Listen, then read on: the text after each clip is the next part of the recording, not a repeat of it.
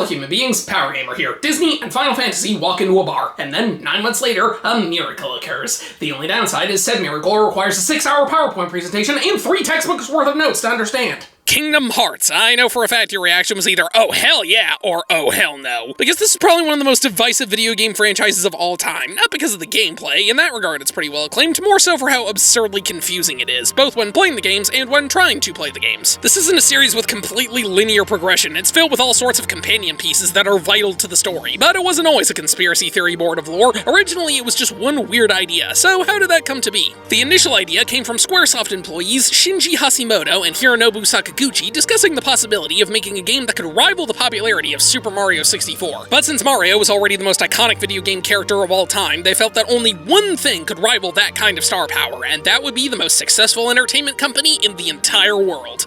Disney. Fellow Square employee Tetsuya Nomura overheard this conversation and volunteered to lead the project if it ever became a thing. And he was able to pitch this concept by randomly running into a Disney executive in an elevator. Wow, talk about a chance encounter. Disney was interested in the project, however, Nomura insisted on making the game focus on an original character with other Disney icons showing up along the way. Development began in December of 2000, and the team consisted of over 100 members of both Square and Disney Interactive Entertainment. Nomura originally wanted the story to be simple so that young players could easily understand it, but Sakaguchi said it had to be developed further, similarly to the Final Fantasy games, or else it would be a failure, so it's his fault we have all this. They wanted to include Disney worlds that they thought would be interesting, while also having variety and aesthetic, and they were free to use pretty much anything they wanted. The title came from the Animal Kingdom, a recently opened Disney theme park, and Hearts, which would be a core part of the story. Kingdom Hearts was released for the PS2 on March 28, 2002 in Japan, with the rest of the world getting it later that fall, and an enhanced version titled Kingdom Hearts Final Mix would release in Japan only in December. It did really well in terms of sales numbers. It was one of the best-selling titles of that holiday season and ended up selling over 6 million copies worldwide. Reception was quite positive at the time, and that's mostly stayed the same, though people generally agree it's been outclassed by some of the later titles. It was such a big hit that it would end up getting an absurd amount of sequels and side games released for a variety of consoles, all with some of the most ridiculous names I've ever seen in my life,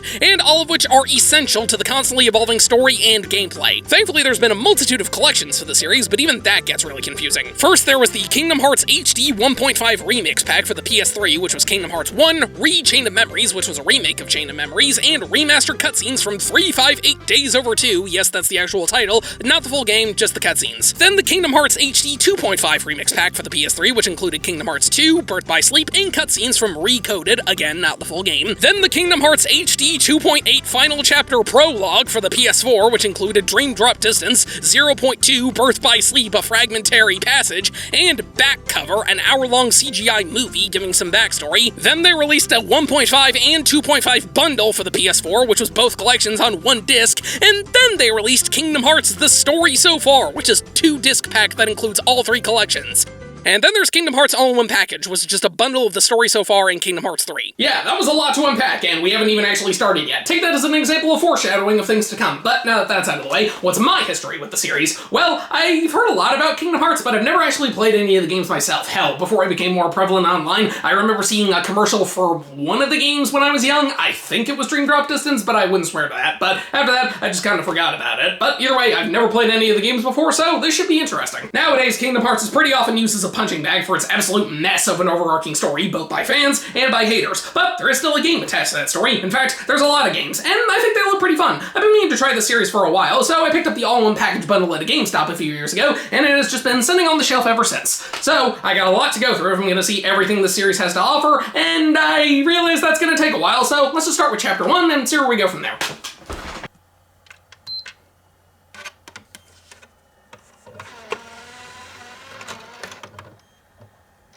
We open with this really fancy cutscene of a kid on a beach hanging out with his friends. He gets swept away by the water multiple times and ends up landing on the stained glass window with Snow White on it. You're then shown a sword, a staff, and a shield, and you have to pick one while sacrificing another, which determines your base stats. No idea how it works exactly, so I'm just gonna take the sword and sacrifice the staff. The rest of this area serves as a tutorial sequence where you learn how the game's combat works. In the end, you fight this giant shadow monster by attacking its hands, but after that, the boy is consumed by darkness and then wakes up on the beach. The boy's name is Sora, and he lives in a place called Destiny Islands alongside his friend friends Kairi and Riku, though the three of them are growing tired of their life on the island, so they want to build a raft to travel to other worlds. So that's our first objective, gather up some items to build a raft. After that, the three of them talk about wanting to leave, and Riku gives Sora a Paupu fruit, which apparently connects two people if they eat one together. Elsewhere in this castle, we see Donald Duck discover that King Mickey Mouse has gone missing, and goes to inform Goofy as well as Daisy and Queen Minnie, albeit unintentionally. Well, that's enough of that, back to the islands. Today, Riku gives us the chance to name the raft, and I think I'll go with, Steve. We then need to gather up even more materials, and while searching, Sora goes inside this cave where he sees carvings that he and Kairi made when they were young. But then the strange hooded figure shows up, rambling about darkness and some door before vanishing. That's perfectly normal. Sora and Kairi share a moment together, and then it's back to the castle. Apparently Mickey left because the stars have been blinking out, which means trouble is brewing, so Donald and Goofy need to go to a place called Traverse Town and find someone with a key. They prepare to do so, alongside Jiminy Cricket from Pinocchio, who plans to chronicle their adventures. Jiminy explains that his world vanished, and they decide to not tell anyone else they're from another world for fear of messing with the World Order. They then board this rocket called a Gummy Ship and blast off to Traverse Town. Back on Destiny Island, a storm begins to brew, so Sora goes to investigate while his mother calls him for dinner. I'm bringing this up because this is the only mention of his family in the entire game. Suddenly, these weird shadow creatures from Sora's dream tutorial shows up,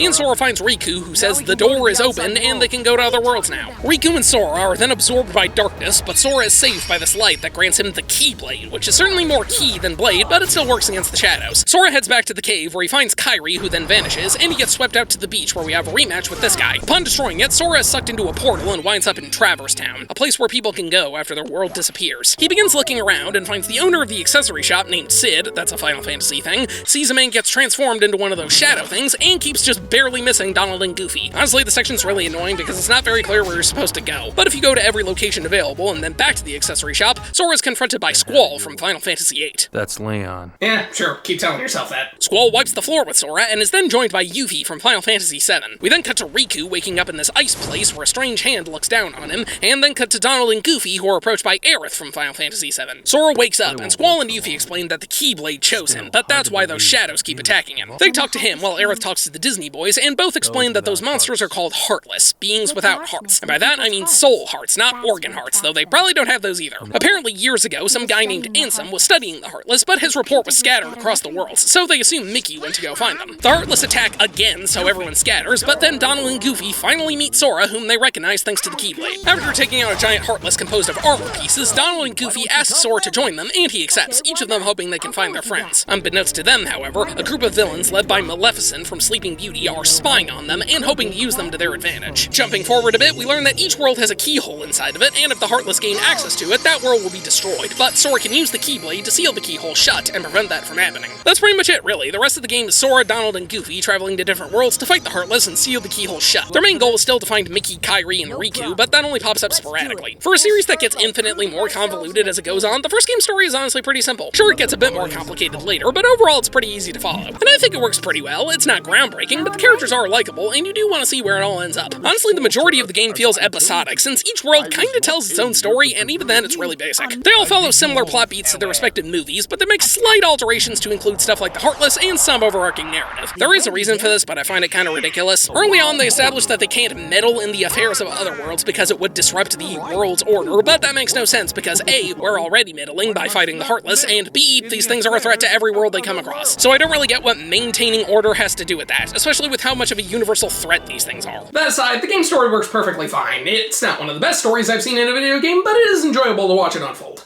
For a PS2 game, the graphics are crazy impressive. I know this is a remaster, but it honestly doesn't change that much. The environments are super colorful and varied, and the character models look really good, which is even more impressive given how most of the characters were originally 2D, but the conversion to 3D went great. The anime-style designs of both the original and Final Fantasy characters mesh surprisingly well with the Disney characters, so nothing really feels out of place. However, the animations aren't very good. Some of the movement is really janky, and many times the lips just flap up and down. I know that is an anime thing, but still, it just looks weird. But they certainly didn't slouch on the soundtrack. This is the series that really put Yoko Shimomura on the map, and as I've said before, she's one of the best video game composers ever, so almost every song in here is incredible. And they've got a great balance of original pieces and songs from various Disney movies. Now, despite being connected to Final Fantasy, Kingdom Hearts is an action RPG as opposed to a turn-based one, which is kind of ironic because that's the approach Final Fantasy itself would take later. You primarily control Sora with Donald and Goofy tagging along. Sora's main method of defense is, of course, using the Keyblade. Like I said, that name is kind of misleading since it's not really a great sword, but it certainly makes for an effective beating weapon. You'll typically normally face whatever enemy is closest to you, but you can lock on directly with R1, and you automatically go towards whatever enemy you're attacking. Most enemies just require you to keep hitting them, but there are some that can only be hurt from the back, or require you to use aerial attacks, which is just pushing the jump button. In addition to just whacking enemies, the Keyblade grants Sora the ability to use different types of magic. The primary ones are the 3 elemental spells: Fire, Blizzard, and Thunder. Fire shoots a small fireball, which is the strongest, Blizzard shoots a burst of ice, which has shorter range, but a wider spread, and Thunder summons 3 lightning bursts, which can hit more enemies, but it's the hardest to aim. You mostly cast spells by selecting the magic command with the D-pad, however, there are 3 that can be mapped with the L1 button. As for other spells, there's Cure, which is the healing spell that makes the game 10 times easier, Arrow, which makes you move faster and take less damage, Stop, which freezes any nearby enemies, and Gravity, which pulls enemies to the ground. And as you go through the game, you can get stronger versions of each spell. Using magic costs MP, but every time you hit an enemy with a Keyblade, you can build the meter back up. And killing enemies drops these orbs that restore your magic and health, as well as money, the game's currency. The combat system for this game is pretty simple, and it works fine enough, though I will admit the controls can be a little confusing. Most games like this would have the square button be attack and the X button be jump, but here X is attack and circle is jump. Triangle is the action button for things like talking to people, and square has varying actions you can map like a dodge, roll, or blocking. You do get the hang of it after a while, but if you're used to other games, this one might be a little jarring. Not to mention the jumping feels really floaty, the camera can get stuck, and like I said, you have to use the D-pad to select magic or items, which isn't always easy to do in the heat of battle. There were multiple times where I had to use my pointer finger, which is normally something you don't have to do in video games. Speaking of items, you can only hold a certain number at a time, because while you're in battle, you can't use the menu, it just pauses the game. You can have as many items as you want in your inventory, but during the heat of moment, your options are limited, which isn't a huge deal for most of the game, but during boss fights, it can be really stressful. But as previously stated, Sora's not alone. He has Donald and Goofy along for the ride. These guys, however, you have basically no control over. They operate entirely on their own. You can slightly alter their behavior in the menu, but that doesn't really change a whole lot. Like Sora, they each have attacks, special abilities, and can hold a set number of items. Donald acts as the group's mage. He wields a staff that he uses to cast the same spells as Sora. He can also hit things with it, but his attack is pretty weak. Because of this, Donald is insanely trigger happy with casting spells and using any items you give him, so be prepared for him to just go to town as soon as possible. Goofy, on the other hand, uses a shield as his weapon. He believes that the best offense is a good defense, but he isn't that bad at offense. He won't do as much damage as the others, but he can take a lot more hits and block certain attacks. Instead of magic, he just does more fancy techniques with a shield, but they can be pretty helpful. These 2 are your main companions, however some worlds give you a new character that will join you instead, like Tarzan, Aladdin, Ariel, Jack Skellington, and Peter Pan. They each have their own set of moves they can perform, but overall they act the same. But you can only have 2 companions at once, so to use them, you have to swap out either Donald or Goofy. If one of your companions dies, there's thankfully no specific restoration item, you can just use normal healing, but after a certain amount of time passes, they'll heal on their own. And this is an RPG, so killing enemies will grant you experience, which increases your stats and unlock new abilities, however, you don't get those right away. You have to go into this menu and equip them, but doing so costs AP, so you can't always equip everything you have at once. But as you go through the game, you get much more of it, so this isn't a huge hindrance. Level ups are pretty minor though. The big upgrades like learning new spells only happen when you finish certain worlds. Well, it's a pretty general view of how the game plays, but now let's get more into the structure. Well, like I said earlier, your main objective is to travel to different worlds, which are all based on various Disney movies, and you actually have some freedom in the order you go. Most of them follow the same general structure. You show up, meet whatever characters live in that world, run around for a bit finding some Heartless, come across the villain of that respective film, fight a boss or 2, seal the keyhole, and then you're off. Of course, that's a very simplified version of it, but honestly, there isn't a huge amount of stuff going on in these places since they're pretty friggin' small. You got some puzzles to solve, but the majority of the game is just going from point A to point B while knocking out anything that shows up, which I'm gonna be honest, happens more often than I would like. Each world is divided into a bunch of small areas, and each area has a set number of enemies that continuously spawn. Problem is, the number of enemies that spawn is pretty high, and every single time you leave a room and come back, it resets. So if you have to kill every enemy to solve a puzzle or open a chest, you can end up wasting quite a bit of time. I honestly ended up ignoring a lot of enemies in this game because I just wanted to get a move on, and it takes ages to kill everything. Yeah, I'm not really a big fan of this game's level progression. Because most of the worlds are so small, you end up revisiting the same places over and over again. Some have a bit more variety to them, but many are just an annoying game of back and forth. Because of this, it can be weirdly easy to get stuck, since it's not always clear when to look for new paths or when to backtrack. So you can spend like 15 minutes running around trying to figure out where you're supposed to go, only to realize it was the room you were in 2 minutes ago, or there was some kind of object you didn't know you can interact with. I seriously had to whip out a guide at least once for almost every world in the game. Now, to be fair, I am what the general population will refer to as stupid, but I think they could have made it a bit more clear where you need to go. Or at the very least, they could have given you a map so you know what areas you haven't been to yet. While you're exploring, you'll come across a bunch of treasure chests. Most are just out in the open, however, some require you to activate these trinities that can only be used by the main 3 characters. Chests contain things like items, materials, things you need for plot progression, and overarching collectibles, like the Dalmatian puppies from 101 Dalmatians. There's 99 hidden in the game, but thankfully they're split into groups of 3, which makes finding them a bit easier. It's a lot like the gold Skulltulas in Ocarina of Time, where you get additional bonus items as you find more of them, and you get those by going to the Dalmatians' home and traveling Traverse Town. Traverse Town kinda serves as a pseudo-hub world of the game. It's the one place you'll be coming back to every now and then, partially for story progression and partially because of the 3 shops. There's the accessory shop run by Sid, where you can purchase accessories, obviously, the item shop run by Huey, Dewey, and Louie, where you can buy more healing items and some new weapons for Donald and Goofy, and the synthesis shop run by these Moogles from Final Fantasy, where you use the materials you find to forge things. And you want to craft everything in here in order to get the best weapon in the game, but I didn't have the patience for that. I'm sure you're wondering how you actually get to these worlds, though, and that process is one of the more contentious aspects of this game. In order to reach the different worlds, you have to fly there on your gummy ship. And no, this isn't just a cutscene, it's an actual part of the game. I assume this was meant to add a sense of adventure, like you're really going on this grand journey to different planets, when in reality it's just a half-baked Star Fox clone. You fly around shooting enemies, and that's really about it. You can collect parts to customize your ship, but the way this menu works is honestly really confusing, so all I really had the patience for was adding these. There's a couple extra things you can do, like strafing or locking onto a more powerful shot, but that's completely unnecessary. Hell, some of these have no strategy whatsoever. Just hold down the shoot button without even moving, and you'll be fine. If you die, you have to start the section all over again, but it really doesn't make a difference. These sections are clearly filler, but they're harmless filler. I could easily go without these, but they don't break things down a whole lot. The only annoying part is you can only go to worlds that are connected on the map, and you don't get the ability to fast travel until you beat 3 worlds. So before that, you have to drive to every single one. But thankfully, the warp drive just lets you warp to ones you've already been to instantly. As the adventure goes on, you also gain the ability to summon different characters. Some happen naturally as you make progress, but others you need to go out of your way to get. Doing this costs a lot of MP, but they can unleash some pretty strong attacks. However, you can only summon them if both your companions are still alive. There's Simba from The Lion King, who can charge up a large roar, Genie from Aladdin, who can lock onto enemies to cast spells, Dumbo from Dumbo, who can spray water out of his trunk, Bambi from Bambi, who gives you extra items, Tinkerbell from Peter Pan, who continuously heals everybody, and Mushu from Mulan, who spits fire at enemies. Honestly, I didn't find these very useful. They replace Donald and Goofy, or whatever companions you have, and take a lot of time to charge up, with the exception of Tinkerbell, who doesn't replace them and heals automatically for the entire combat encounter.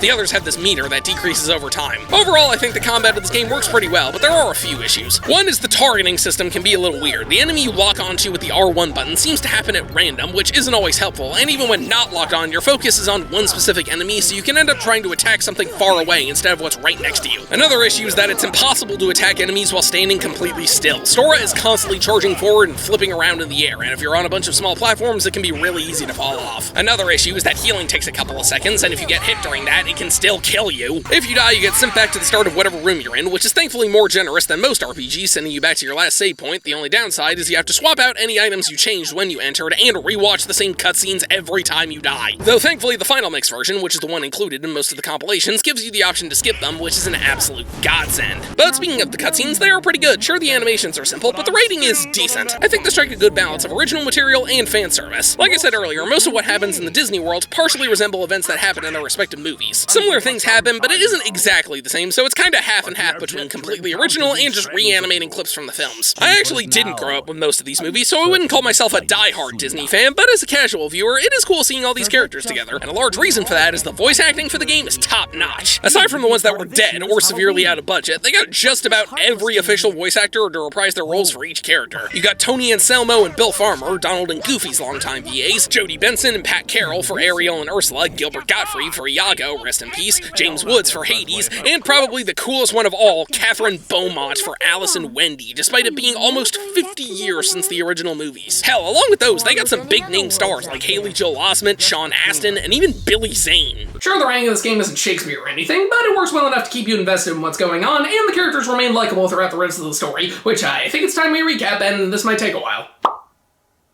After departing Traverse Town, we arrive in our first world, Wonderland, from Alice in Wonderland, where we see the White Rabbit, of course, running late. To go through this room, we need to shrink down using these completely legal substances, and you'd think you're supposed to go through this door the game focused on, right? No, you have to move this bed out of the way to go through here. That makes sense. In the garden, we find Alice on trial as the Queen of Hearts has accused her of trying to steal her heart, and she's not exactly a fair judge, so it's up to us to prove Alice's innocence. We go into this forest where the Cheshire Cat says we can find pieces of proof, so we need to run around to collect them all. This part is really annoying because you have to give your items to these flowers to grow and shrink, which is just a big waste. We find the evidence and present them to the Queen, but she then accuses Sora and pals instead, so we fight off her card soldiers while hitting these things to free Alice. However, once we lower the cage, she's mysteriously disappeared. So we need to go in here and light these lamps, and then head back where this Heartless called the Trickmaster attacks. This fight is pretty annoying since you can only hurt the head, and he's really tall. The most reliable method is jumping on this table, but it's not easy to do that consistently. While you're doing this, he swings these batons and shoots fire at you, which is nearly impossible to avoid unless you hide behind this chair, and he can destroy both of these by the way. After killing it, that doorknob from earlier opens his mouth, revealing the keyhole, which Sora steals, and the Cheshire Cat says Alice was kidnapped by the Heartless. So now it's on to the next world, the Olympus Coliseum from Hercules. Here we meet Phil, who's preparing for some big tournament, but he says we can't enter because it's heroes only. We then play this barrel-smashing minigame before going outside and finding Hades, who gives Sora a pass letting him enter. Well, he sure seems trustworthy. The tournament is just fighting a bunch of enemies in a row with no breaks and no health restoration. If you die, you have to start all over again, and what's stupid is that any items you use don't come back, so if you run out, you have to fly back to Traverse Town to get more. Halfway through, we see Hades speaking with Cloud from Final Fantasy VII, and apparently they made a deal where he has to fight Hercules, but now he has to fight Sora too. The tournament ends with a fight against Cloud that you thankfully don't have to win. Hades then unleashes Cerberus, but Hercules steps in to save Sora. Now we have to fight the dog, and this is also annoying. He bites at you, shoots meteors, causes shockwaves, and summons these spikes from the ground. He's huge and takes so many hits to kill, which is an issue because during certain attacks,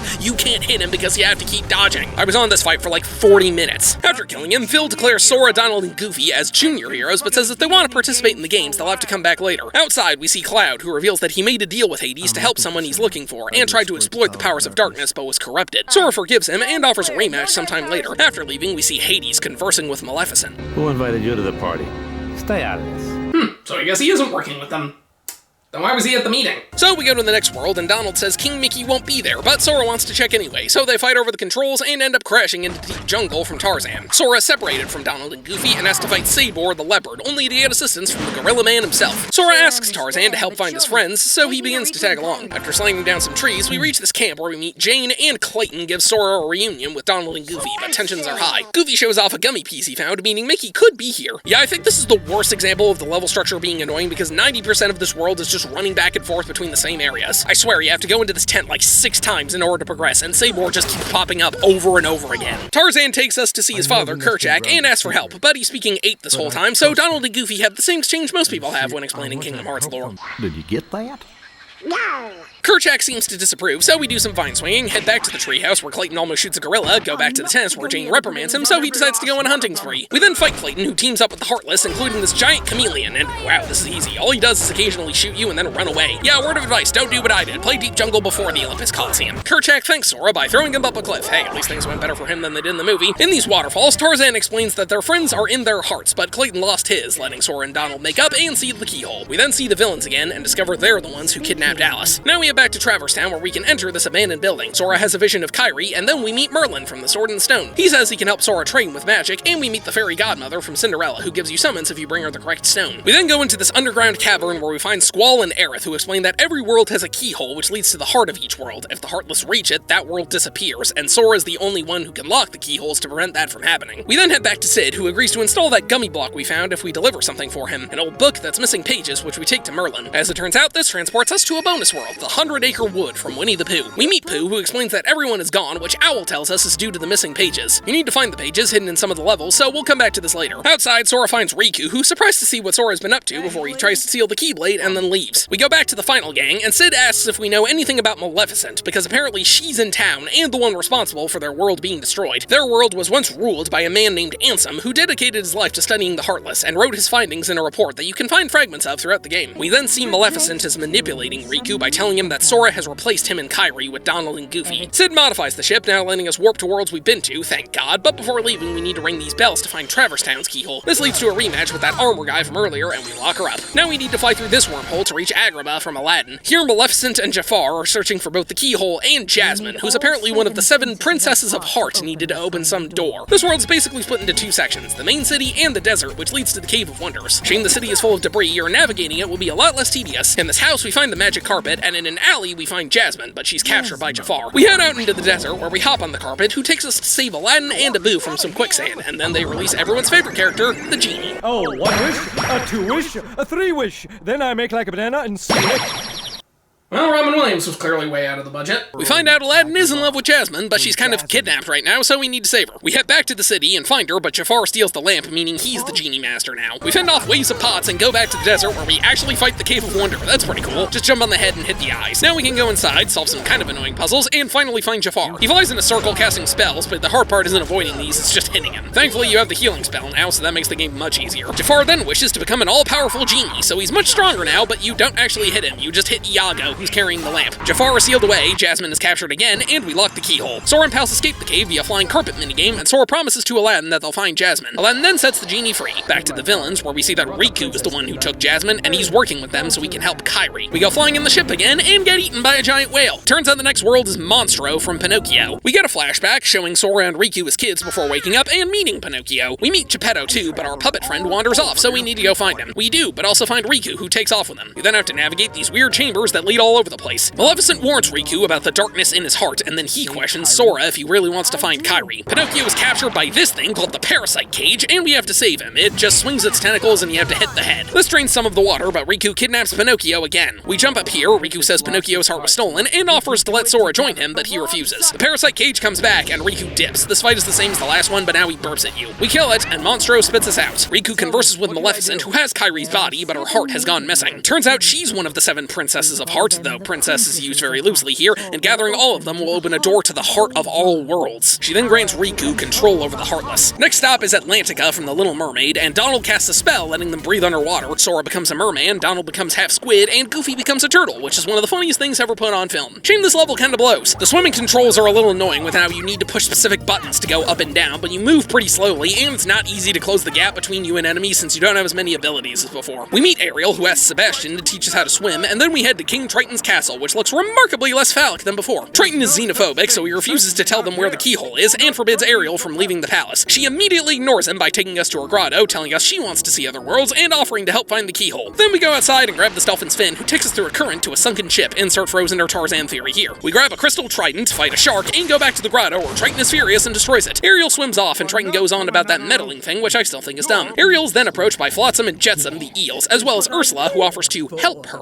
I mean, yeah, sure, she looks about as trustworthy as a big white van labeled free candy, or a folder on a teenager's computer labeled homework. We head back to the palace, where Ursula has stolen Triton's trident, and she disappears. Ariel offers to help get it back, which is more than she did help in the movie, and we have to fight the shark again to reach Ursula's cavern. This leads to another annoying boss fight. She and the eels just swim around hitting you, but you can only hurt Ursula by hitting this cauldron with magic and then clobbering her. Since you only have a limited number of shots, you have to keep hitting the eels to get your magic back, and it takes forever. The eels die, but Ursula escapes, and we can now swim through this current to the worst fight in the game. Ursula has grown giant and uses the trident to summon lightning, spit bubbles, suck you up, and unleash this giant laser. Plus, halfway through the fight, she forms this shield around her. Not only are her attacks extremely hard to avoid, but you have to deal with the slow and annoying underwater controls, and she is a total HP sponge. I seriously spent over an hour on this fight. It was miserable, and Ursula is officially my least favorite Disney villain. She goes boom, we get the trident back, Triton apologizes, and we close the hole. Now that garbage is over, we can go to Halloween Town from The Nightmare Before Christmas, not the Disney Channel movie, where they get these fun costumes and find the Heartless are not very hostile. Turns out Jack Skellington and the mayor are attempting to incorporate them into their Halloween festivities, but they feel the need to be scarier, so Jack goes to the dock. During their experiments, they decide the Heartless need, what else? A heart. They try to make an artificial one, but it doesn't work, so Sora offers to help. But then the mayor says something is making the Heartless go wild, so things are back to the status quo. We go find Sally, who gives Jack her forget-me-not, but she thinks this is a bad idea. He ignores her, and we go back to the lab, but the kids lock, shock, and barrel over here and tell Oogie Boogie. Now we go to the mayor's and play this grave-selecting minigame to get a Jack-in-the-Box. The artificial heart is complete, but the kids seal it, so we travel up the iconic curly hill to Oogie's manor. After climbing up, we fight the kids, which has no strategy whatsoever, and then Oogie, which is much better than Ursula. He rolls giant dice, which cause traps and 6 Heartless at you. Then these switches come up, and you want to hit the one closest to him so you can attack. It's honestly pretty fun. In the end, he's ripped apart, step on the bug, step on the bug, step on the bug, but then his essence possesses the entire manor. I told you to step on the bug! This, you just climb on it and destroy these blobs while enemies attack you. Oogie is destroyed, we find the keyhole, and Jack apologizes to Sally. Now we only have one world left, but I'm gonna take a detour to the 100-acre wood. There's 5 extra pages you can get, and each one unlocks a new area, which leads to a corresponding minigame. First, Pooh reunites with Piglet, and you hop up this tree to whack bees so Pooh can eat honey. Then he bothers Rabbit, but gets stuck in the hole, so you have to protect these carrots from Tigger. Then Eeyore loses his tail, so we send Pooh flying on a swing to locate it. Then Tigger and Roo teach us how to bounce so we can hit nuts against this pot. And finally, we round up all of Pooh's friends in the swamp. Everyone sits outside to watch the sky, and then Sora leaves. Doing each of these minigames gives you a bonus item, and if you get a high score on all of them, you unlock the Cheer ability, which gives more magic to your summons.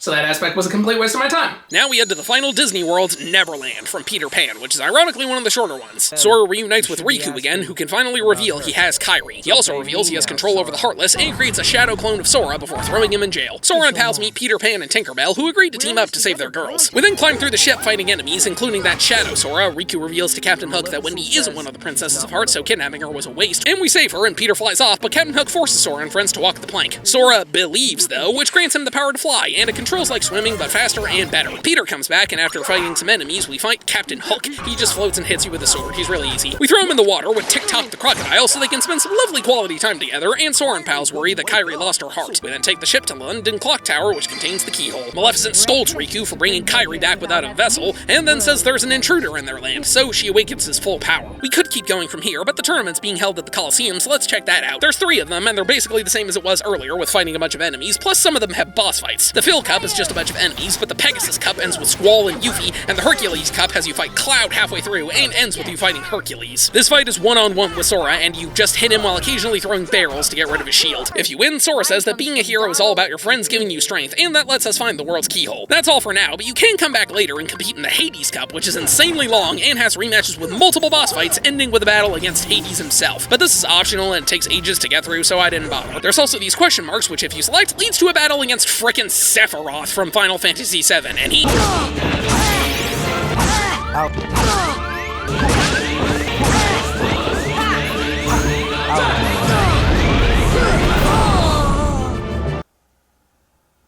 Nope. Back to Traverse Town, where Sid upgrades the ship again, and Sora begins to worry, but Donald and Goofy assure him that everything will work out if they stick together. Sora then has a vision of Kairi speaking with her grandma as a little girl. She says that long ago, people used to live in light, but then began fighting over it, which created the darkness. It spread across the entire world and destroyed it, but small fragments of light survived in the hearts of children. That's why the worlds are divided from each other, but one day, a door to darkness will open, and the light will return. After that, we travel to the villain's lair in the Hollow Bastion. After jumping between these waves, we find Riku talking with Beast from Beauty and the Beast, who came here to find Belle through sheer force of will.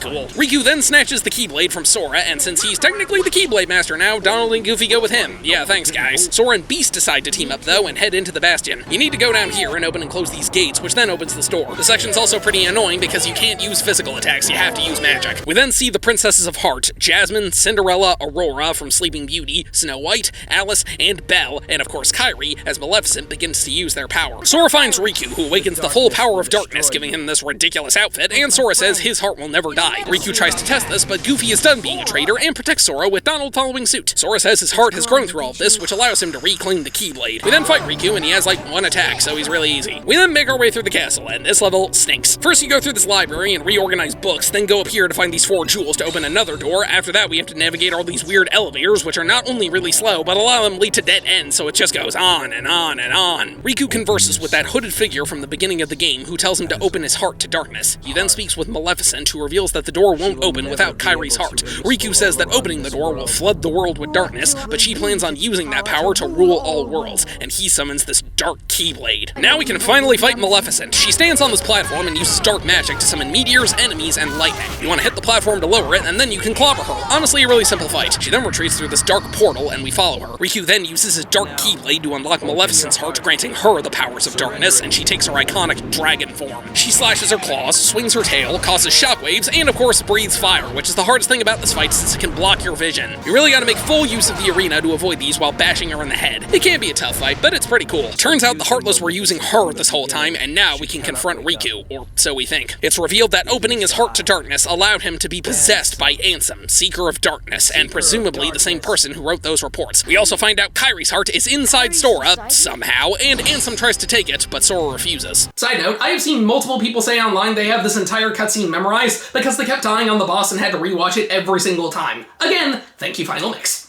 He's much stronger this time, since not only can he hit you with his Keyblade, but he can fire these shockwaves, cause explosions, and do this dash attack. You don't have Donald and Goofy for this, so it can be tough, but if you're careful, it won't take too long. He disappears, and Sora and friends realize the dark keyhole won't open if Kairi doesn't wake up. So Sora stabs himself with the dark Keyblade, releasing all the princesses' hearts, but also taking his own. Kairi wakes up, and Ansem returns in his true form. Riku tells them to run, and we now take control of this lone Heartless. Yep, since Sora lost his heart, he's now become a Heartless, and seeing him run around is just funny. We head down here, and Kairi recognizes him, which allows him to regain his heart and his true form. Beast saves them, and they head back to Traverse Town, where they converse with Squall, who says that the dark Keyblade was made up of other princesses' hearts, and by destroying it, they were freed. We then go back underground to get a new navigation gummy, and Sora tells Kairi that he was able to come back from the darkness because their hearts are connected. She wants to go back with him, and he says no, so she instead gives him her lucky charm. We then see Riku in what appears to be an afterworld, and he hears a voice that claims to have another Keyblade. It says the door to darkness will open soon, and 2 Keyblades are required required to close it. Sid upgrades the ship for a final time, and we head back to the Hollow Bastion where we go through the same annoying level again.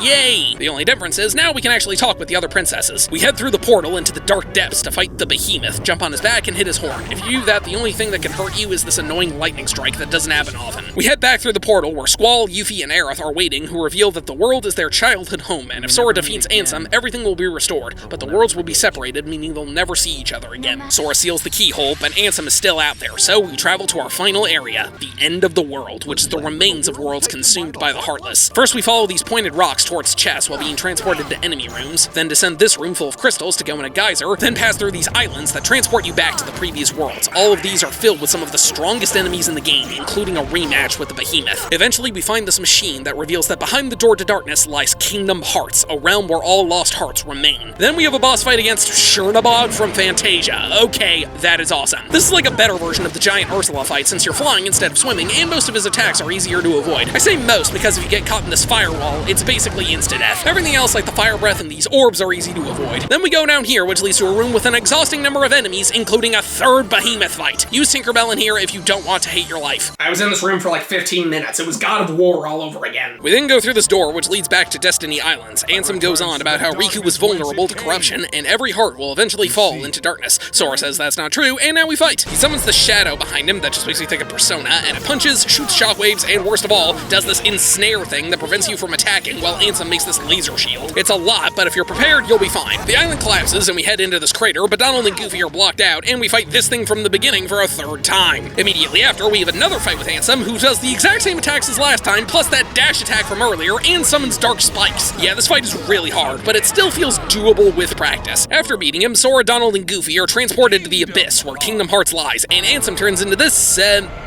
I have no idea what I'm looking at. What follows next is a test in psychological torture. This is the true final boss, but it goes on for like 7 phases. Most of them are pretty cool. The first one makes me want to jump into an industrial grinder. You just need to hit him while he slashes you with a double-bladed sword. As the fight goes on, he starts summoning these lasers, which can be really hard to avoid, and then he summons these bats, which are annoying, but if you just fly away, they despawn. All of this is hard, but again, manageable. What ruins the whole thing, though, is the last part, where the lasers become incessant. You have to be constantly moving or else they hit you, and there's only like 2 seconds before the cycle restarts. It is nearly impossible to actually get through these without getting hit while also dealing damage to him. I was on this one phase for almost an hour, and it was purely because of these stupid lasers! Look, I can get through a difficult boss fight, but if I can barely tell what I'm supposed to do, it doesn't feel fair, and I'm not gonna want to play anymore. Even when I won, I felt like I just got lucky. But if you can actually make it through that disgrace, the rest of the fight is pretty solid, especially since you just go back to the beginning of the phase you're on when you die. You don't have to restart the whole thing, which is good, because if you did, I think I would just give up. The second phase, you just go in this portal and then kill a bunch of Heartless to hit this core thing. You then alternate between these and the outside. The third phase, you take out these fleshy missile launchers with more avoidable lasers. Fourth phase is in the dark with stronger Heartless, but you get Goofy back. Fifth phase is just hitting this weird face while it shoots lasers. Sixth phase, you get Donald back and can barely see anything. Seventh phase, you hit these organ things before going for what appears to be the heart, as in the organ heart. And then finally a repeat of the first phase, but now he makes a portal that sucks you away and shoots more lasers. Honestly, this is easier than the first one since the annoying lasers aren't as frequent and you have Donald and Goofy. I seriously spent more time on the first phase than the entire rest of the fight. Once you beat him, he explodes, but then he comes back and opens the door, only to find Kingdom Hearts is full of light and not darkness, which washes him away. Sora, Donald, and Goofy try to close it, along with Riku, but then Mickey finally shows up, revealing he was the voice from earlier, and he and Sora use their keyblades to seal the door shut, but Riku and Mickey are trapped inside. Sora sees Kairi and rushes to her, but they end up separated as everything collapses. Kairi returns to Destiny Island, where she finds the mural they made as kids. The game finally ends, and during the credits, we see what happened to all the characters we met along the way. Afterwards, we see Sora, Donald, and Goofy walking along this path, wondering how they'll find Riku and Mickey. Then Pluto suddenly appears, holding a letter from Mickey in his mouth. Rather than giving it to him, he runs off with it, and they chase after him to parts unknown. Where are they going? Well, we'll have to save that for next time.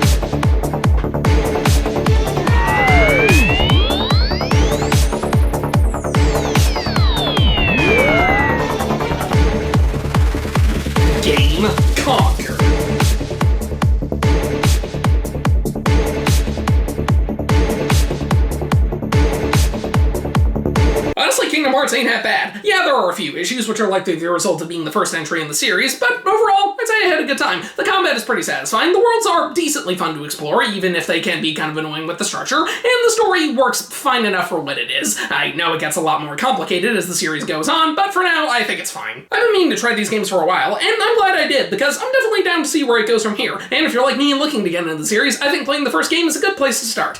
Sure, it gets a lot more complex as it goes, but if this is a sign of anything, I think it should be smooth sailing from here. Wait, what do you mean there's mobile and browser games too? Never mind, this was a horrible idea, don't play these games.